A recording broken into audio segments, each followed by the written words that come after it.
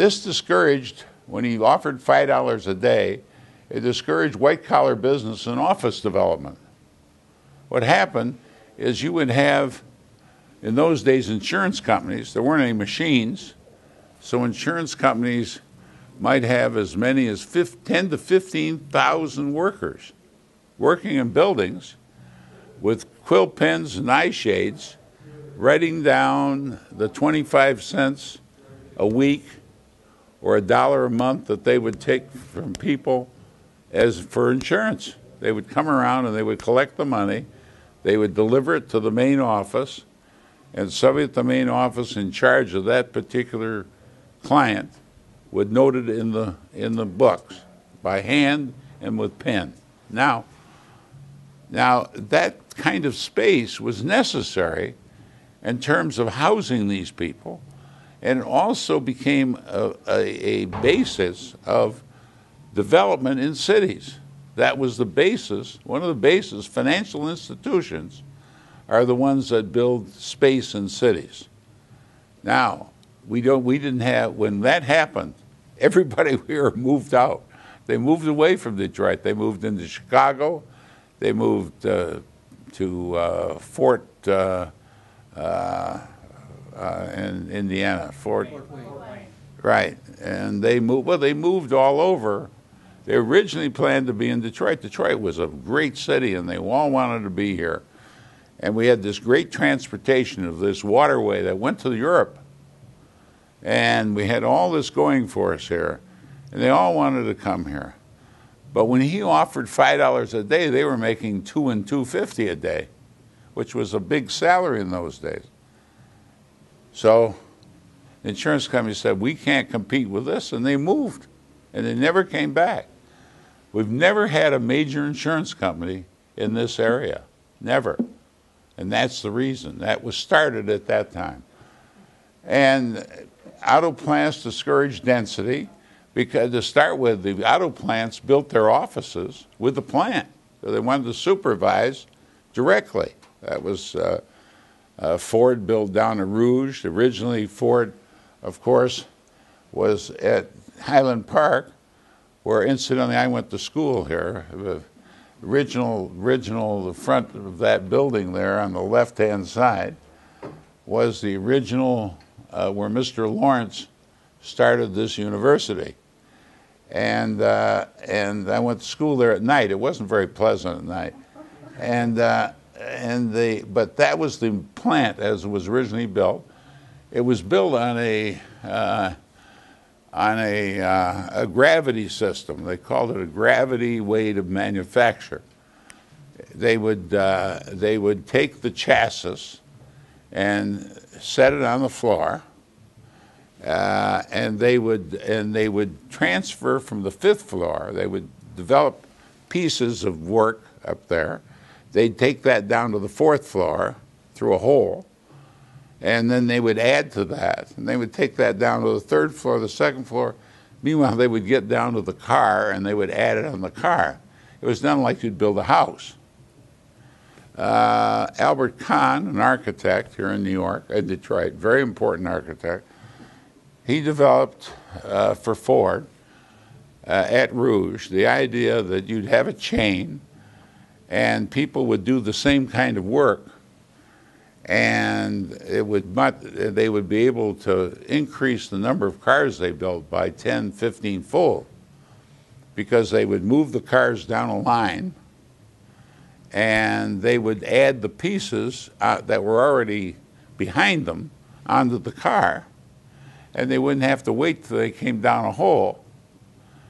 And as the car was assembled, it would drive out of the lot. That was the way it was designed. It would come in as a chassis, and going down the line, it would be an automobile.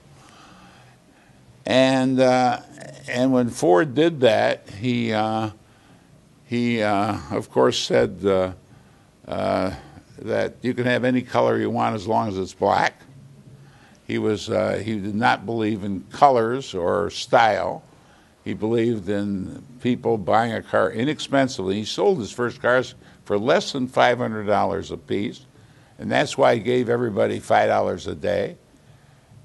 he, in his opinions, would change the market. The Wall Street Journal at the time called him an idiot in the newspaper. And he was far from an idiot because he figured out that those people could be his buyers, and they were. And they bought houses, and they bought cars, and they became his #1 customers, and he sold to everyone else because his cars were very, very inexpensive. Well, along came Alfred P. Sloan, who was really a genius. There's a great book, incidentally. You should all, as business people in the future, read Alfred P. Sloan's book, My Days at General Motors. You can get it on Amazon. It's a fabulous book. It's something you ought to read this summer or next summer or something, but you ought to read this book because it is incredibly current. Although it's 60 years old, it's incredibly current, and everyone should read this book. Anyway, I got an extra one if they. Anyway, so this Alfred T. Sloan came up with the idea that what he wanted to do. At that time, there were like 3,000 manufacturers of automobiles in America. They were everywhere.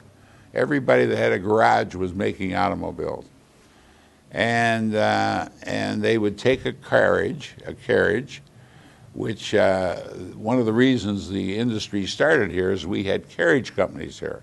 We had Mott and Flint, and we had Fisher Brothers, and we had Briggs Brothers, and we had Olds. They were all in the carriage business. And theoretically, they took a carriage, put a motor on it, and that was an automobile. Anyway, so Sloan made some major changes. The first thing he did, this is in 1922, he contacted a fellow by the name of Earl Harley from California. Harley Earl, I'm sorry, I got it backwards. Harley Earl from California, who he considered the most intelligent and the best designer of automobiles in America at that time. That's why he selected him. And he went to California on a train. He went out there to Los Angeles where Mr. Earl had his shop. And at the time, people would go to Packard or one of the major manufacturers and get a chassis and a motor. They put it on a train and send it out to him, and he would build the carriage. Excuse me. And this was a big change because he was doing design. He wanted to do design in automobiles because he put these companies, he took Olds, he took Buick, he took Oakland, which was the predecessor to Pontiac Motor, and he took a Cadillac later, and he put these companies together and made General Motors. Now, when that happened, because of the new engineering process, he brought Knudsen from Norway over here, who was known as a great engineer. And he brought him in and made him head of engineering. Now, when he brought Earl in, Earl said, "No, look, I want to control engineering. I want a bunch of build me a building that will have design and engineering together." That was an incredible idea. It was a new idea. Nobody had ever done that, to bring design in with engineering. It obviously made a lot of sense because they could design and engineer the building at the same time. Pardon me, the car at the same time, which made a lot of sense. And then he came up with the idea of color because he marketed the cars. Ford sold the cars. If you wanted a car, you bought it from Ford. He was marketing cars, and he was marketing them at different levels, different income levels, different design levels, controlling them through this company called General Motors. That's why you should read this book, because it's fascinating in terms of how he did this. Now, let's come back to this.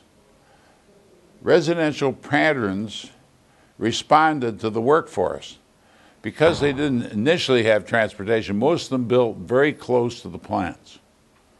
And that's why those subdivisions in this city had the highest home ownership of any city in the world for many years. People didn't live in apartments. They only lived in houses because the land was flat. It was inexpensive. It was easy to build on. Detroit was in the water business. They sold water very cheap, and they sold it to they encouraged people to do suburban developments because they would sell them the water and they didn't have to do a waterworks. And they encouraged the development of the suburbs by virtue of water. Now, influenced by geography, the economic forces, the new center area split downtown development. Now, this is interesting. When Charlie Blessing came in, who was an early developer, or early land planner for the city, they hired Charlie Blessing. And he came in and he said, we've got to build, we're going to have one of the great downtowns of the world. And he encouraged this circular road to be built, which is called Grand Boulevard. And he built this road around the city, and he wanted to build a major uptown development there, and he wanted to encourage everything in between to build up along Woodward. That was his theory. He set aside this corridor between the river and Grand Boulevard to be a commercial corridor. Well, as we know, that wasn't built because $5 a day scared all these guys away to start with, and 3 miles wouldn't have worked anyway. When you think about it, downtowns are based on walking distances. People will walk 10 minutes in either direction. The minute they get over 10 minutes, they're not interested. Now, they'll shop 20 minutes in one direction. It's different.